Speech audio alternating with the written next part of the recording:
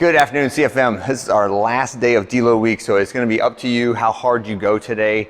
If you do this workout as prescribed, it will be very, very challenging. However, you can modify stuff like how many reps you do, how heavy of a weight you choose, the level of deficit on your push-ups, etc. So make sure that before you just say, nope, I'm not coming in because of what is written on the board, you can come in, you can talk with the coach, you can set it up so that it is appropriate for your level. And that's not just for deload week, it's not just for this workout, it's for every single workout. And my goal is I want to cultivate the mentality within our members that they can look at the board or look at SugarWOD to see what's happening tomorrow, or they can look at the outlook for the week to see what's happening on what day, but that would not influence their decision of whether or not to come to the gym, right? Because they trust the coaches and they trust the process that we will make the workout appropriate for them on any given day, whether you're feeling fantastic or whether you're feeling really crappy and you just need like a mental reset, okay? So a lot of options on the table. Let's get going into the warm up. 2 rounds through, 200 meter jog. We're gonna do a Spider-Man plus twist up. So elbow reaching towards the floor and then keeping the outside hand planted and reaching up to the sky. 8 kips and 8 scap pull-ups. This is one of my favorite shoulder complexes, which is why we do it so much, but horizontal scapular motion with tension on your shoulders, right? So horizontal and then vertical, okay? And then we're gonna move from there to pushing. So now pressure on my hands instead of tension on my hands. So in this plank position, just hold the plank for 20 seconds and do some real slow scap push-ups. Maybe 2, maybe 3 reps, but go really, really slow and try to find the end range of those shoulder blades. Elbows should not bend on any of that stuff, whether you're doing the scap pull-ups, the kips, or the scap push-ups. None of those elbows should bend. It should all be shoulder blade motion. Bunny hop toe pops is just our little pogo hops.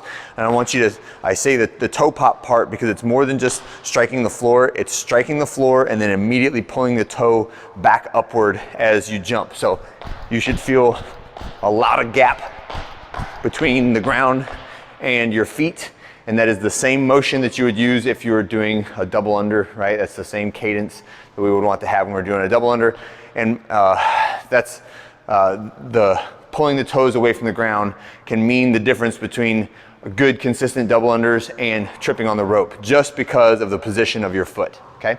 And then kettlebell after round 1. So when you do round 1, get your kettlebell out, and then let's practice some American swings, which is what we're gonna be doing in the workout, okay?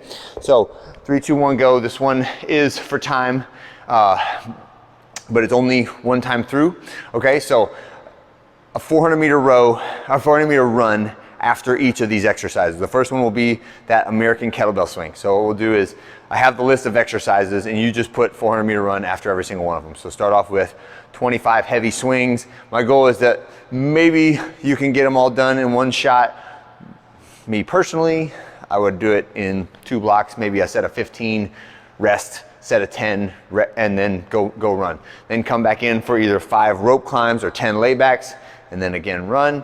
And then we're gonna do 50 reps of a deficit push-up. So the deficit push-up, the point of the deficit push-up is that the muscle grows in accordance with what exposure it is given to different ranges of motion. So I can be very strong from like my hands, say like 8 inches away from my chest and pushing out. And then when my hands get closer, I get very weak relatively because my muscles are just not exposed to that range of motion. So what we're trying to do is extend the range of motion that my muscles get exposed to by raising the position of my hands relative to my chest when I do the push-ups. So some people will need a band across the rig, right, in order to provide a little bit of assistance so they can get all the way down and keep their core nice and tight.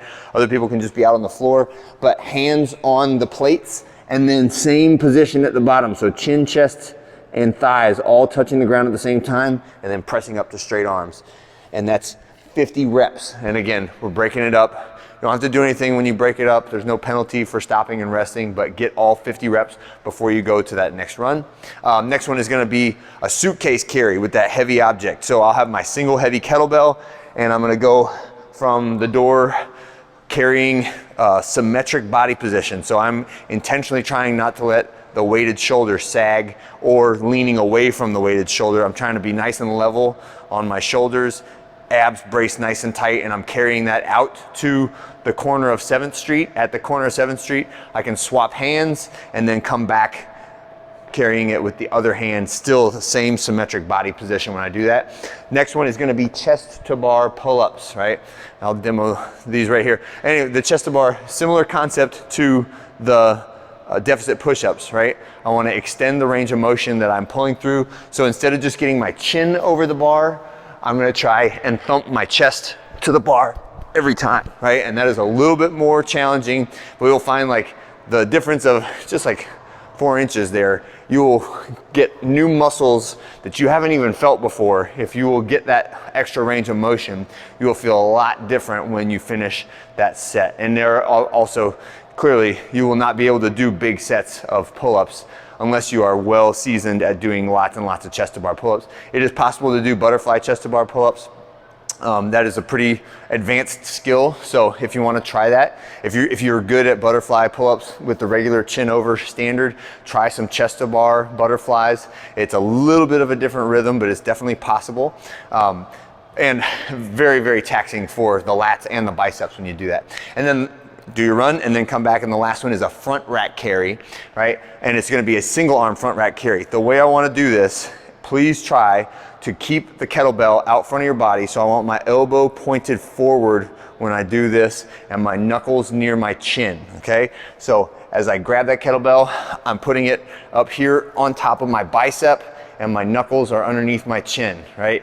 And I will say is this is definitely not as easy as if I will push the handle to the sky and set it up on top of my shoulder like so, right? So that, if I was carrying something for a long duration or something, I would definitely balance it up on top of my body like that. For the exercise for today, I'm putting it on front of my body, right? So my elbow's pointed forward and down as opposed to pointed to the side, right? And that's a subtle difference, but it makes it much more challenging. And the goal there is that you can see how far forward of my body it is, so it forces all the posture muscles in my back to have to be engaged as I'm carrying it like that, and it's much more challenging to do it that way. So it will drive more muscle activation on the upper back muscles, okay? So that one, a lot of times we say like, do it efficient, work smarter, not harder. This one, I want you to work harder, not smarter. That's why we don't have wheels on the sleds, right? Otherwise, it would be really easy to push them. Okay, and that's it for today. And make sure you do that 400-meter run after the last front rack carries. And again, you're switching hands at the corner of 7th and Chicago, okay? That's it for today, it for the week. Back to your normal programming next week. Have a great one.